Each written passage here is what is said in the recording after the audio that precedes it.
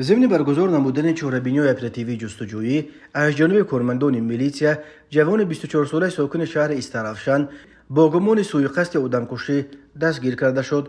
گمان برشونده سانه 19 مارس سال 2024 تقریبا ساعت 15:30 دقیقه هنگام در کوچه هویدولویف در نزد راه آهن قرار داشتنش جوانزن 22 ساله ساکن شهر دوشنبه را به یگان اساس با کورت 7 مرتبه به اعضای بدنش ضربه زده از جای حادثه غیب شده است. در نتیجه جبر دیده جراحت‌های وزن جسمانی برداشته در بیمارخانه بستری گردیده است.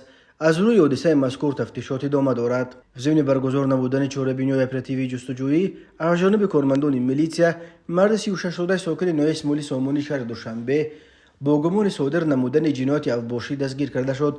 گمان برشونده سانه 20 مارس سال 2024 تقریبا ساعت 17:10 دقیقه هنگام در خیابان رودکی قرار داشتنش اساسیات افباشی با مرد 39 ساله پایتخت مناقشه نموده با کورد در دستش بوده 3 مرتبه به قسمت شکم و پشتش ضربه زده است. در نتیجه جبر دیده با جراحت‌های گوناگون جسمانی در بیمارخانه بستری گردیده است. از روی حادثه مذکور تفتیشات ادامه دارد. به شعبه وزارت کارهای داخله در شهر خوجند عریضه مرد 58 ساله ساکن شهر مذکور وارد گردیده است که سانه 15 مارس سال 2024 تقریبا ساعت 11:00 دقیقه شخصان نامعلوم با راه پنهانی وارد منزل استقامتی شده از آنجا یک چند عدد جواهرات گوناگون طلایی را دزدیده از جای حادثه غیب شدند.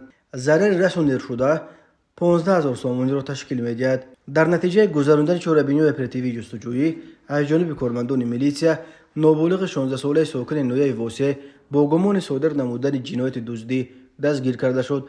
اینچنین به شعبه وزارت کارهای داخله یک در ناحیه فردوسی با عریضه جوان 21 ساله ساکن ناحیه مذکور مراجعت نموده است که سانه 11 مارس سال 2024 هنگام در کوچه بوربات قرار داشتنش شخصان نامعلوم با راه پنهانی از جیبش یک تلفن موبیلی تمغش آیفون 13 را دزدیده از جای حادثه غیب زدند.